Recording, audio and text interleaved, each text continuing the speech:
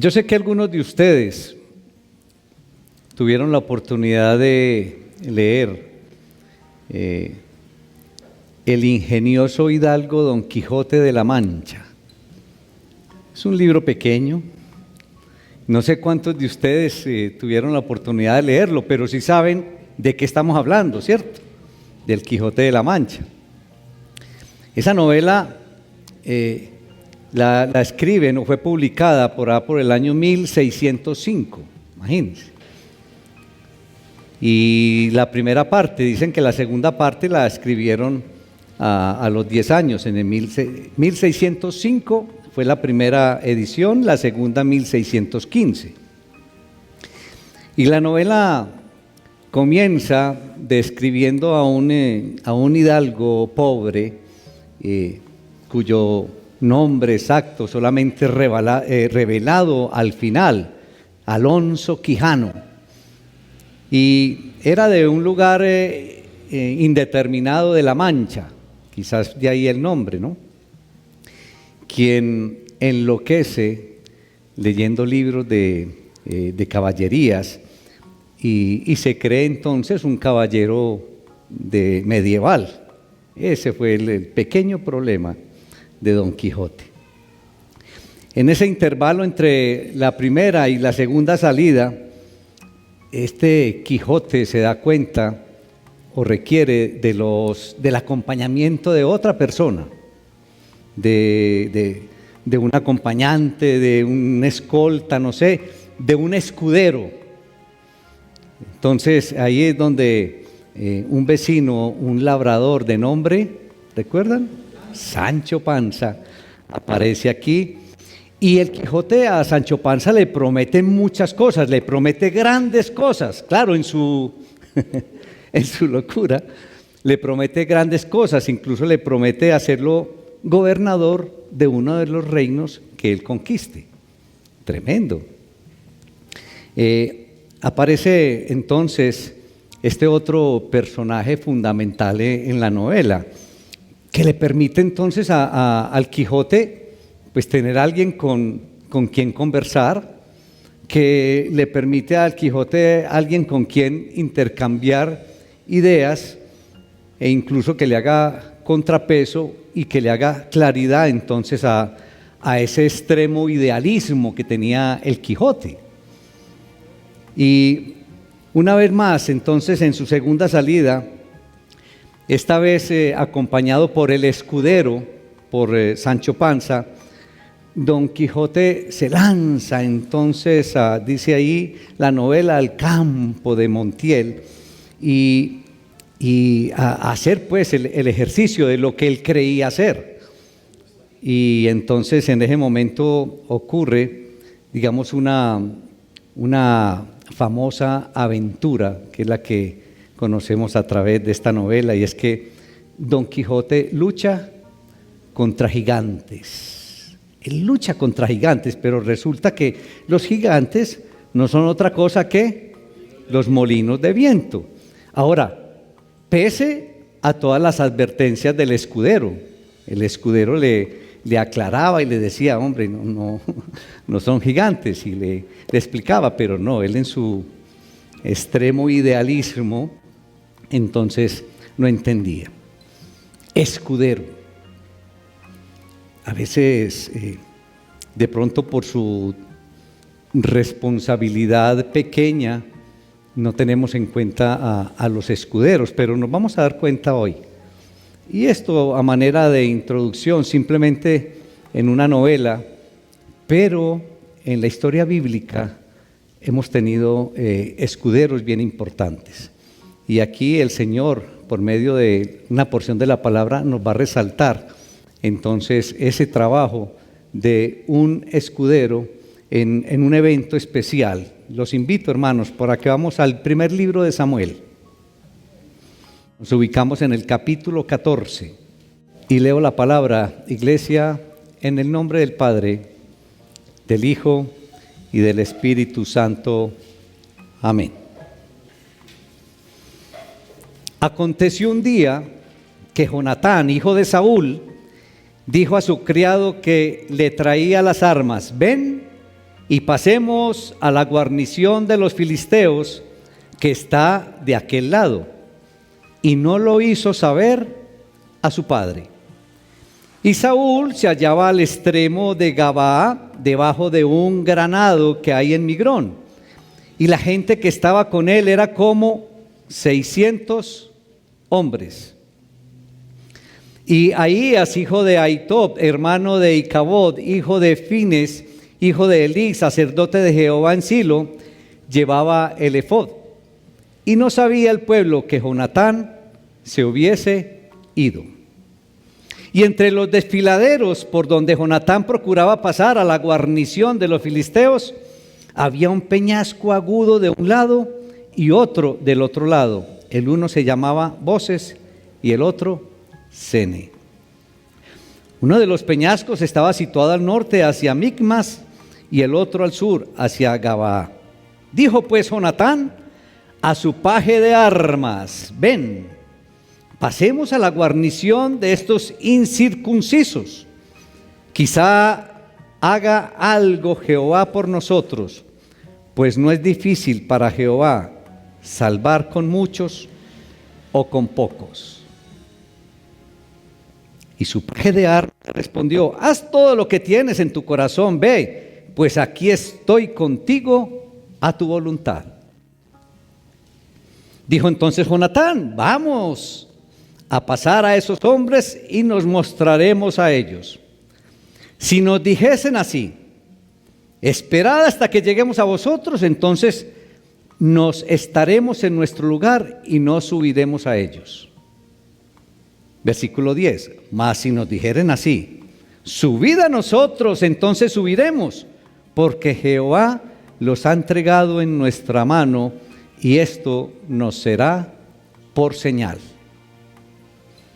Se mostraron pues ambos a la guarnición de los filisteos, y los filisteos dijeron: he aquí los hebreos que salen de las cavernas donde se habían escondido. Y los hombres de la guarnición respondieron a Jonatán y a su paje de armas y dijeron: subid a nosotros y os haremos saber una cosa.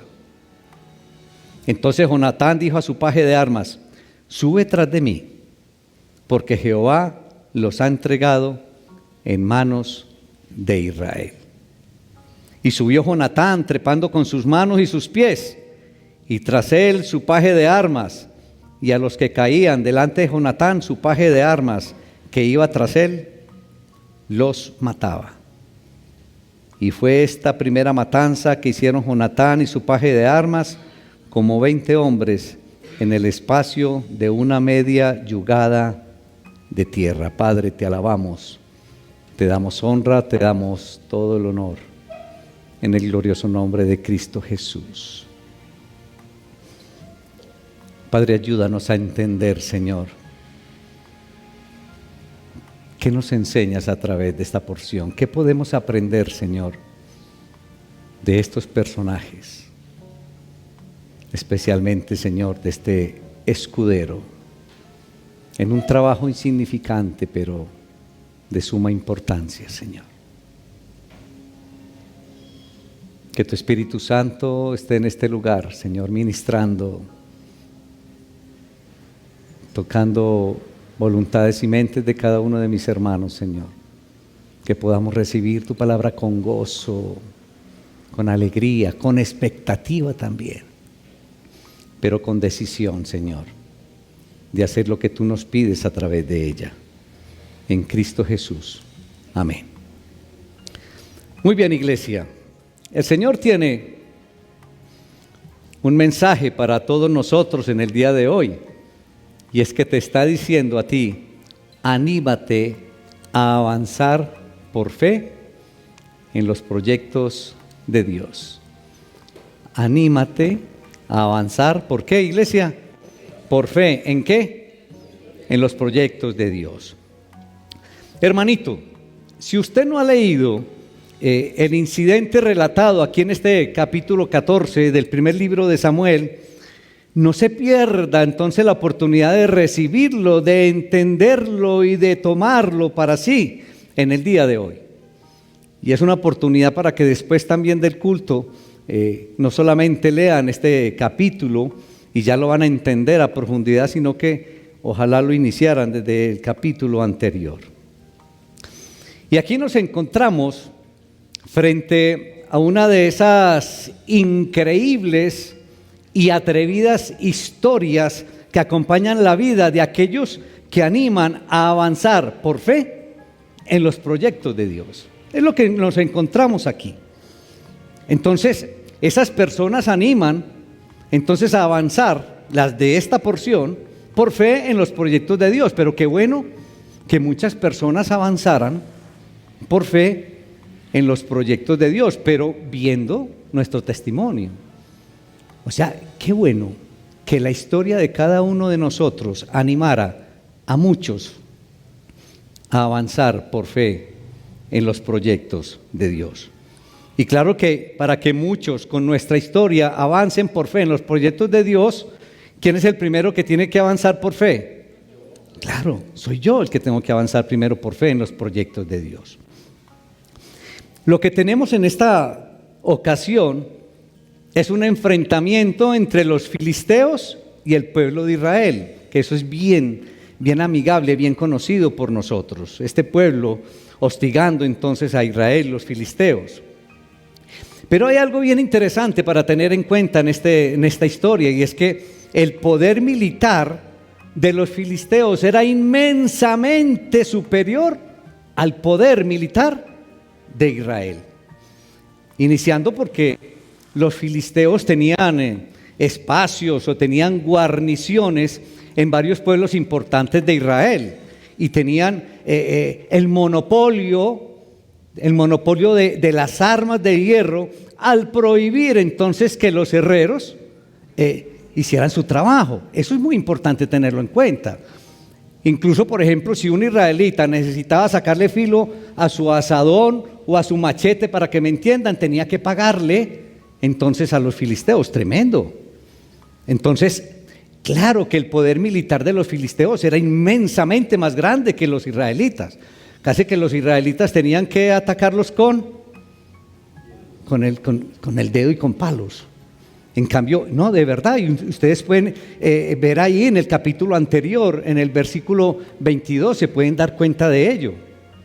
Y solamente entonces la familia real de Israel poseía una lanza o poseía una espada. Entonces entiendan el tremendo desnivel que había entonces entre el ejército filisteo y el ejército de Israel en cuanto a poder militar. Cuando uno se adentra aquí en esta porción de la palabra, uno encuentra dos personajes directos, ¿cierto? De nombre, ayúdenme, Jonatán y el escudero, ¿sí? El paje de armas. Es lo que uno encuentra aquí. Pero ojo, no se nos puede olvidar un personaje mucho más importante que estos dos, y ese se llama Jehová de los ejércitos. Porque es que realmente cuando estos dos, después de que uno lee, no es el poder de Jonatán y el escudero, es el poder de ¿quién? Del soberano creador, de Jehová. Ese es el personaje principal, no se nos puede olvidar. Pero iniciamos con la hazaña de Jonatán. Esta sección la tenemos que identificar, que está conectada con el último versículo del capítulo 13. Y la guarnición de los filisteos avanzó hasta el paso de Micmas, ¿sí? Miren que está directamente conectado. Es decir, un batallón, una guarnición de los filisteos había salido del fuerte de Micmas y había ido al paso de Micmas. Entonces, Jonatán le hizo una sugerencia, le sugirió al escudero, a ese paje de armas, que hicieran una investigación. Y cuando uno mira a este personaje, Jonatán, verdaderamente es uno de los personajes más sobresalientes de toda la historia. Y lo ve uno, lo identifica como un líder de hombres muy queridos por todos, muy querido por todos, y un personaje muy, muy valiente. Cuando uno mira el comportamiento y el liderazgo de Jonatán hubiera sido un buen rey después de su padre.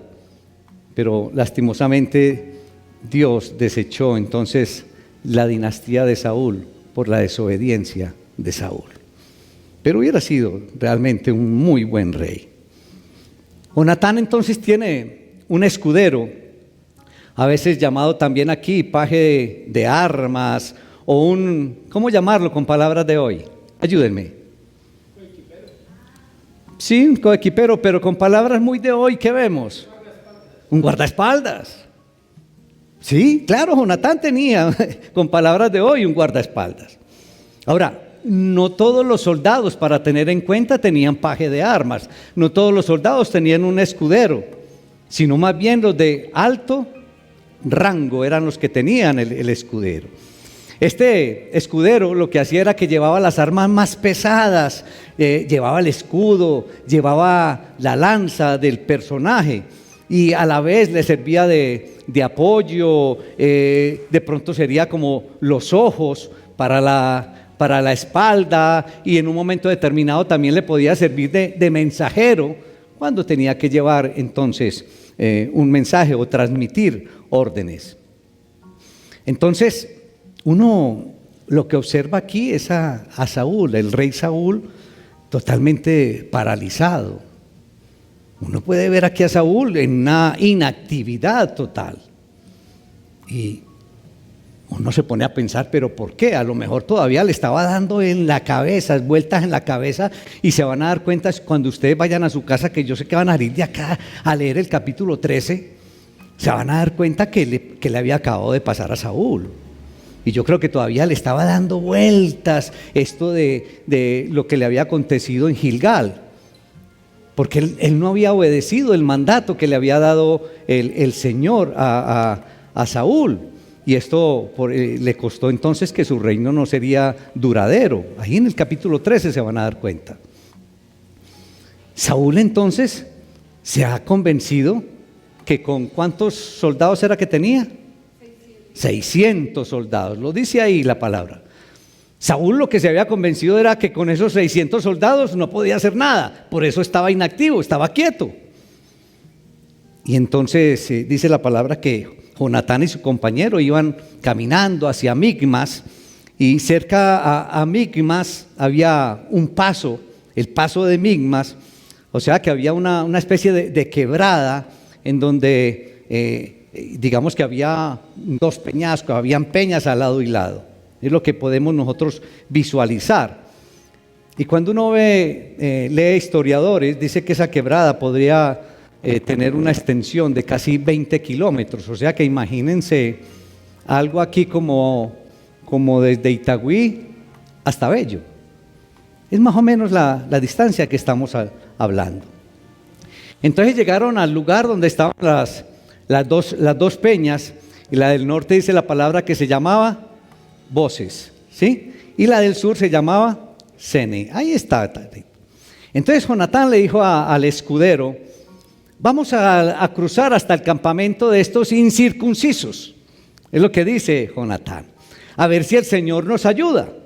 Pues al Señor le da lo mismo salvar con muchos, y le da lo mismo salvar con pocos. Tremendo. Pero miren la respuesta del escudero. ¿Qué le dijo el escudero? Actúa como te parezca. Aquí me tienes a tu disposición, le dice. Tremendo. Entonces, cuando uno ve la expresión de Jonatán, ¿qué se les viene a ustedes a la cabeza? Es decir, ¿qué denota la expresión de Jonatán? Es que el Señor salva con muchos o con pocos. Es una expresión de alguien que con mucha fe, por Dios. Porque es que él se iba a enfrentar ¿a quién? A un ejército, un ejército mucho más poderoso. Y este hombre diciendo: no, vamos, que es que el Señor puede utilizar a muchos, pero Él puede salvar con pocos. Tremendo. Uno ve ahí la fe. Y uno podría decir: bueno, a Jonatán de pronto de alguna manera le podía faltar experiencia. Es posible. Y que además Jonatán no podría de pronto profetizar o saber en qué iba a terminar todo el asunto. Pero Jonatán se apoya ¿en qué? ¿O en quién? Jonatán se apoya en el poder de Dios. Jonatán se apoya en la fidelidad de Dios. Jonatán se apoya en el acompañamiento y la protección de Dios. Es una belleza ahí la expresión de Jonatán.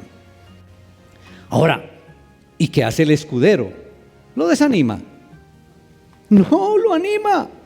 Porque es que el escudero está en la misma disposición de Jonatán. ¿Qué le dice? Estoy contigo. Como decimos aquí, se hace lo que tú digas. ¿Es así o no? Es lo que le está diciendo. El escudero sentía entonces lo mismo que Jonatán. No solamente entonces Jonatán, sino el escudero está convencido entonces de que Jehová les ayudaría a vencer. ¿A quiénes? Según la palabra que utiliza aquí la Biblia, a esos incircuncisos.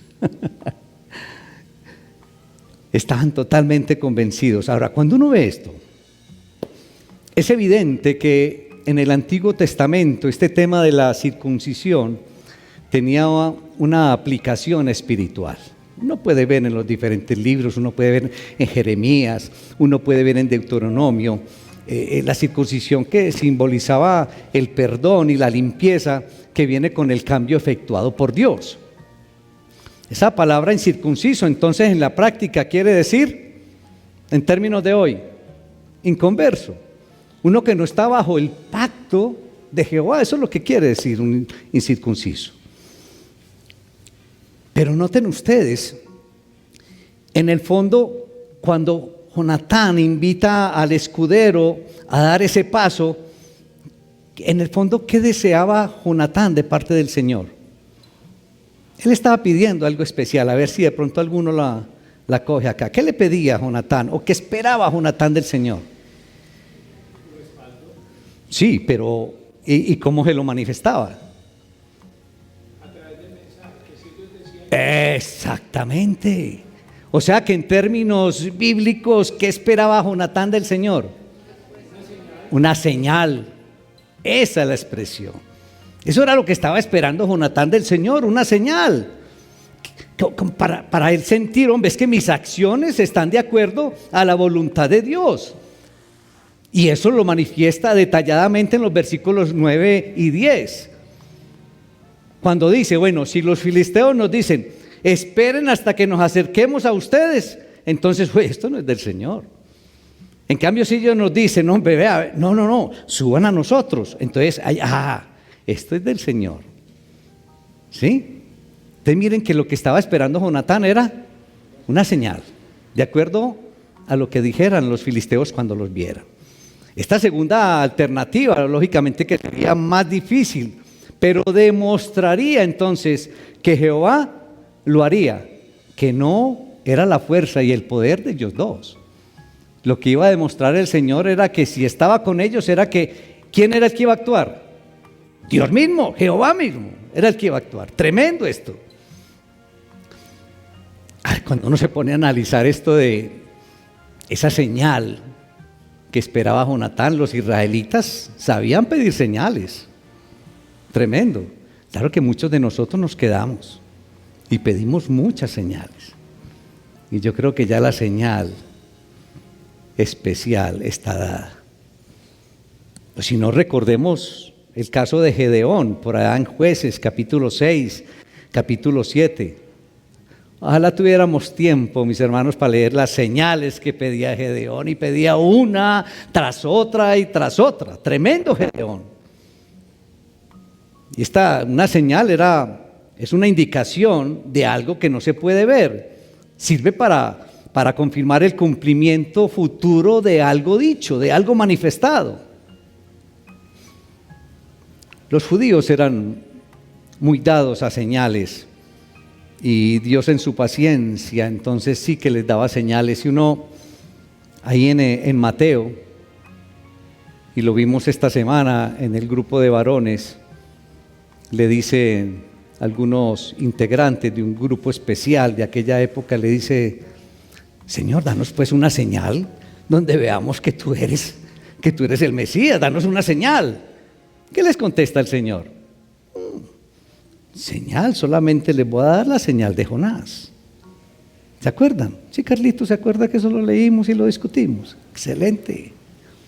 Solamente le voy a dar la señal de Jonás, refiriéndose a qué específicamente. ¿A qué se refería? No, se refería a la resurrección de Jesús. Se refería a la resurrección de Jesús.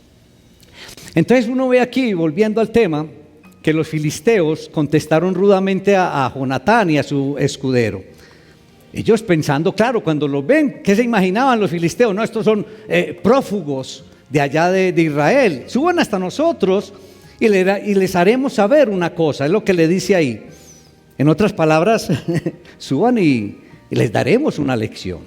Ahí en el fondo era lo que, estos no eran así como tan amigables los filisteos. Pero fortalecidos Jonatán y el escudero por la señal positiva que Dios les había dado, subieron entonces el peñasco. No se lo imagina de qué forma suben, casi que gateando, ¿sí? Y subían, pero la audacia entonces de Jonatán y de este escudero tomó por sorpresa a los filisteos, y dice la palabra que cayeron delante de ellos. ¿Cuántos? Ayúdenme, ahí está la palabra, no tienen que interpretar. ¿Cuántos? 20, así dice la palabra tranquilamente. Y se menciona entonces que el espacio que tuvieron Jonatán y el escudero a disposición para realizar la pelea era nada más que de media yugada de bueyes. Y de pronto para hacerlo más rápido, estamos hablando media yugada, es la quinta parte de una hectárea, aproximadamente 2000 metros. Para que se imaginen el espacio, imagínense un espacio de 40 metros por 50, más o menos aproximadamente, para que se den cuenta. Entonces ahí en ese espacio tuvieron que luchar entonces Jonatán y el escudero con estos filisteos. Escuchamos en muchas ocasiones este pueblo que hostigaba bastante a los israelitas. En tantas ocasiones los filisteos habían subido contra los israelitas, y en esta ocasión subieron entonces ante los israelitas que estaban en Micmas. Saúl ya daba muestras como de esa, ¿cómo llamarla?, inquietante característica que iba a terminar con su reino, y era que Saúl lo que mostraba era como una falta de habilidad para liderar al pueblo. Saúl lo que uno no le veía era como la valentía para tomar determinaciones, pero lo otro que uno le puede ver a Saúl es la falta de confianza en el poder de Dios. Porque ¿por qué Jonatán, por ejemplo, sí lo hace y Saúl no? Eso es lo que uno puede ver. Y los filisteos, mis hermanos, ya lo mencionamos y podemos ver ahí en el capítulo anterior, a partir de los versículos 19 y 20, los filisteos tenían el monopolio, mis hermanos, de la fabricación de las espadas.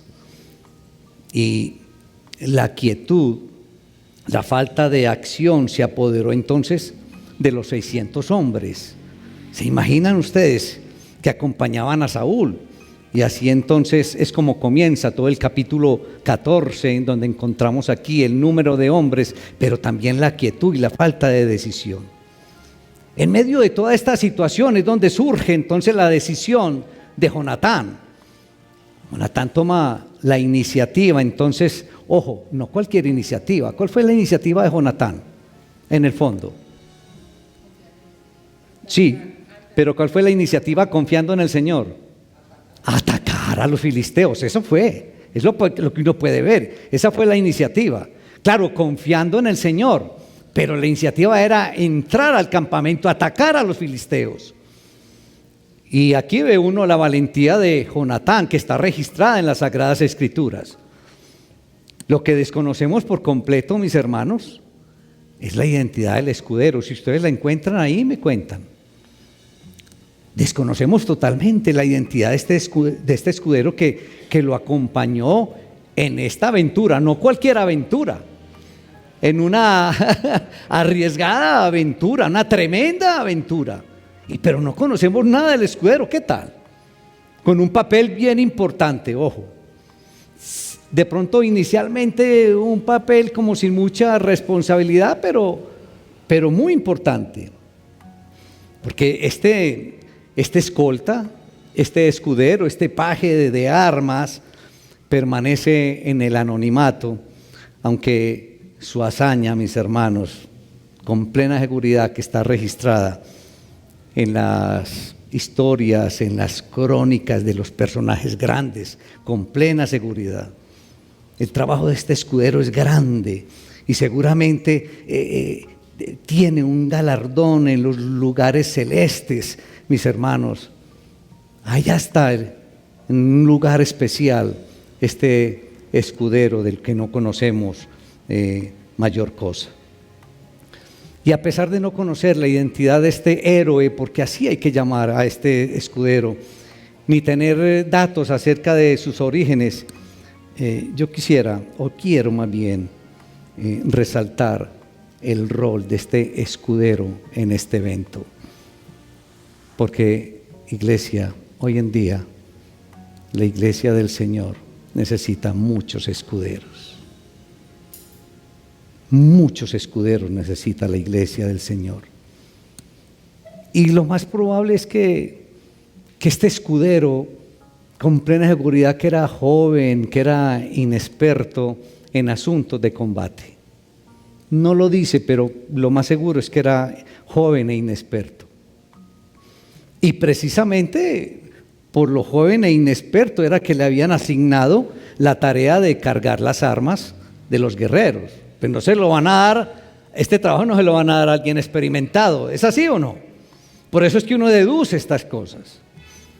Sin embargo, a pesar, como lo hemos repetido, esa insignificante responsabilidad, mis hermanos, porque uno diría, bueno, pero aquel que carga las armas, pues no, pues eso ¿qué va a significar o qué responsabilidad? A pesar de ello, mis hermanos, todo líder necesita de un escudero si es que desea lograr conquistas para el Señor.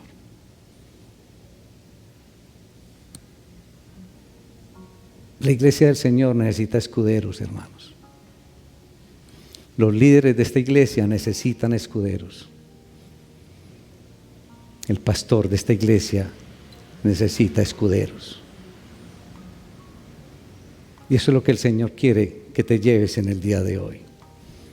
Y nos lo viene manifestando hace algunos domingos, que hemos sido llamados para la batalla. ¿Cuál batalla? Aquí no está la batalla está afuera. Y que reunidos aquí no podemos hacer nada. Aquí nos reunimos ¿para qué? Para capacitarnos. ¿Y capacitarnos para luego qué? Salir a la batalla. Y aquí el Señor continúa entonces diciéndonos, se necesitan escuderos, necesito escuderos, es lo que dice el Señor. El pastor necesita escuderos, los líderes necesitan escuderos. Necesitamos volvernos escuderos, todos.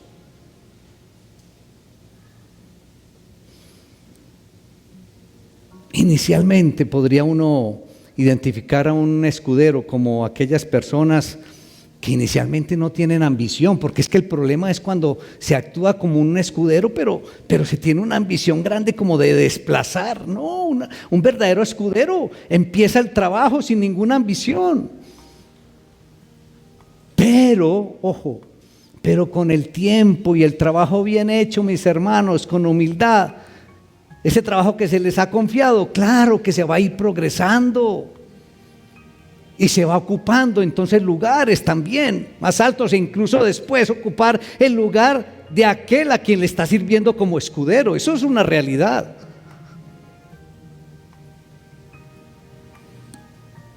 El escudero entiende que la fidelidad en este rol le permitirá eventualmente que avancen a otros proyectos de mayor peso. De hecho, esa fidelidad incondicional de este hombre en el evento de hoy permitió que participara plenamente, le permitió que participara de una manera directa en la victoria que obtuvo Jonatán. Y ustedes me dirán, pero ¿de qué manera? ¿Qué no dice el texto? Que iba Jonatán y que él iba atrás, y que los que caían Jonatán, ¿qué hacía el escudero? Los remataba. Entonces participó de una manera directa. Miren qué bonito. Participó de una manera directa en el triunfo. Y dicen que la palabra, que la primera matanza que hicieron Jonatán y este escudero, cayeron como 20 hombres, pero después se dio una cosa maravillosa, y ustedes se van a deleitar cuando profundicen un poco más en la palabra.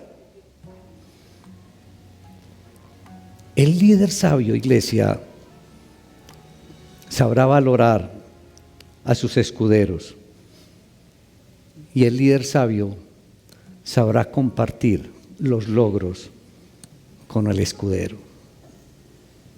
Eso es una verdad maravillosa. El líder sabio verá en estos escuderos unos guerreros potenciales del mañana. Y por eso el líder sabio entonces va a invertir cuidadosamente en sus vidas. Y así en el futuro, entonces, por la gracia de Dios, serán ellos entonces los que porten armas, los que lleven el arma de manera directa contra el enemigo, porque tendrán otros escuderos llevando el peso de las armas. Eso es una belleza, mis hermanos, pero tenemos que entender muy bien este ciclo y tenemos que empezar a participar muy bien en este ciclo. Hermanos, el Señor nos está hablando últimamente tanto de la quietud, de la inactividad, del papel verdadero que desempeñamos como cristianos. ¿Qué vamos a hacer? ¿Qué vas a hacer? ¿Vas a seguir inactivo? ¿Vas a seguir quieto? ¿O vamos a salir a la batalla?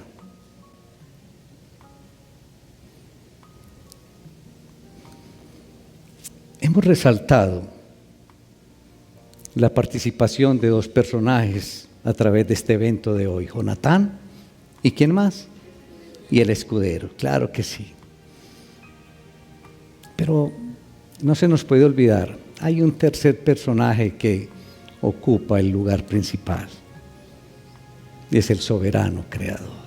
No se nos puede olvidar, porque no fueron Jonatán y el escudero los que vencieron a los filisteos. ¿Fue quién? Fue Jehová de los ejércitos, fue el soberano creador. Ese es el verdadero, ese es el principal personaje de esta porción. No se nos puede olvidar. Y Dios, hermanos, nuestro soberano creador, siempre honra la fe de sus hijos. El soberano creador siempre honra, mis hermanos, a aquellos que se animan a avanzar por fe en sus proyectos. Él es fiel. Él es fiel y poderoso. Siempre honra a los hombres de fe, a las mujeres de fe. Cuando uno analiza el resultado de lo que hizo el Señor a través de Jonatán y el escudero, y es que el resultado de esa hazaña es que el campamento de los filisteos, ahí sí, ¿qué pasó? Pánico, llegó el pánico. Dice ahí la palabra. Y ojalá continuaran leyendo a partir del versículo 15. Se llenaron de pánico, mis hermanos, y empezaron los unos contra los otros. Dice la palabra que había unos israelitas que estaban allá con ellos y ellos allá. Entonces se dieron cuenta de que eran israelitas y lucharon contra los filisteos. Eso es maravilloso, mis hermanos, pero no se queden con esta palabra, continúen. Lean el contexto anterior, pero lean lo que sigue. Esto es una maravilla, uno ve ahí el poder de Dios, la fidelidad de Dios. Dios es fiel, iglesia. Dios es muy fiel. Y es posible que hoy el Señor no te dé señales, es posible que no nos dé señales hoy. Creo que la señal ya está dada. La señal principal para nosotros está dada. Solamente es mirar a la cruz. ¿Qué señal ves a través de ella? ¿Qué señal ves a través de la cruz? ¿Qué señal ves en la resurrección? Ahí está todo. ¿Qué más señales necesitas? Perdón de pecados y vida eterna. El que pida más, que le piquen caña. ¿Qué más señal vamos a pedirle al Señor? Dios es fiel. Dios es fiel y siempre va a estar contigo, con su poder.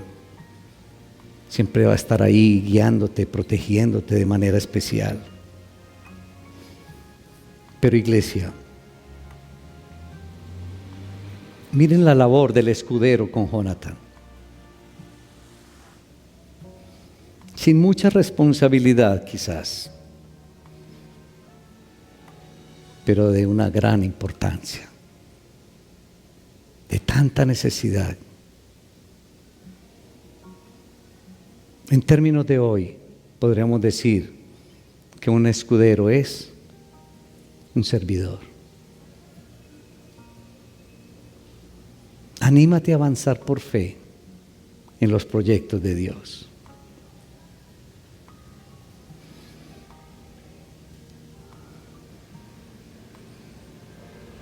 El Señor necesita escuderos. O más bien, porque a través de los escuderos va a ser un trabajo. El Señor no necesita de ti. Cada uno de nosotros necesitamos del Señor. De eso es lo que debemos estar convencidos. Somos nosotros los que necesitamos. Qué bueno entonces convertirnos en escuderos del Señor. Entonces dirán ustedes, pero a ver, ¿qué arma cargo? ¿Dónde está la lanza? ¿Dónde está su escudo, pastor, para llevarla? ¿Qué más armas que esta espada de doble filo? ¿De cuántas maneras te puedes vincular tú como escudero del Señor? La iglesia hace esfuerzos. Puedes invitar a personas que no conozcan del Señor para que vengan y aquí conozcan del Evangelio. Si de pronto inicialmente tú dices que no soy capaz, que no sé cómo, ven, tráelo aquí se le presenta el Evangelio. Hay campañas evangelísticas, no se me olvida la expresión de un hermano aquí esta semana cuando llega y pregunta en una reunión que estábamos, ¿y qué pasó con la campaña de evangelismo? Como quien dice, ¿dónde estaban los invitados? A mí eso me llegó al alma. ¿Dónde estaban los invitados? ¿Dónde están los escuderos? Estamos haciendo visitas a las casas. El Señor está proporcionando la manera para que ustedes sean escuderos del Señor. ¿Dónde están los invitados en las casas? Ustedes pueden invitar a la familia, pueden invitar a los vecinos, pueden invitar a los compañeros. Hemos tenido últimamente unas reuniones maravillosas y le doy gracias al Señor por los escuderos de esta iglesia. Y vamos a empezar a partir de octubre a hacer las visitas los lunes y los jueves. Así que agéndese rápido, si no, no va a encontrar puesto para esas visitas. La hermana Judy puede dar fe de la reunión tan hermosa que tuvimos en tu casa. El hermano J, que no está hoy aquí, tuvimos una reunión maravillosa el lunes pasado. ¿Es así o no, César? Una reunión extraordinaria. La iglesia del Señor necesita escuderos.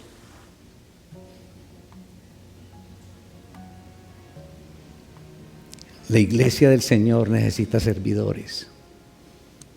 Un papel como el de este escudero de la porción de hoy, como tan de poca responsabilidad inicial, porque ¿qué responsabilidad tiene el cargarle la lanza y el escudo a un guerrero? Díganme, con una honestidad sencilla, ¿cierto? Pero jugó un papel importante. El papel de ustedes, hermanos, como escuderos del Señor es muy importante. Pero tenemos que tomar la decisión. tenemos que tomar la decisión de compartir el Evangelio, de invitar, de abrir nuestros labios, pero también que nuestro testimonio, que nuestra manera de actuar sea una Biblia andante. Que se vea reflejada en nuestras vidas a nuestro Señor y Salvador Jesucristo. Hermanito y hermanita, anímate a avanzar por fe en los proyectos de Dios. Y Dios tiene un proyecto maravilloso, y es llevar el Evangelio a todas las naciones. Un día le dijo a sus seguidores, a los apóstoles: y recibirán poder cuando venga sobre ustedes el Espíritu Santo, y me serán testigos en... Y entonces, tú no tienes el poder. ¿Ah? ¿Dónde está el Espíritu Santo? ¿Dónde está el Espíritu Santo, Gustavo? ¿Dónde? Mora en ti. El Espíritu Santo mora en cada uno de nosotros, entonces tenemos el poder. Entonces, escuderos del Señor, ¿dónde estamos? ¿Qué vamos a hacer? Adelante, anímate a avanzar por fe en los proyectos de Dios.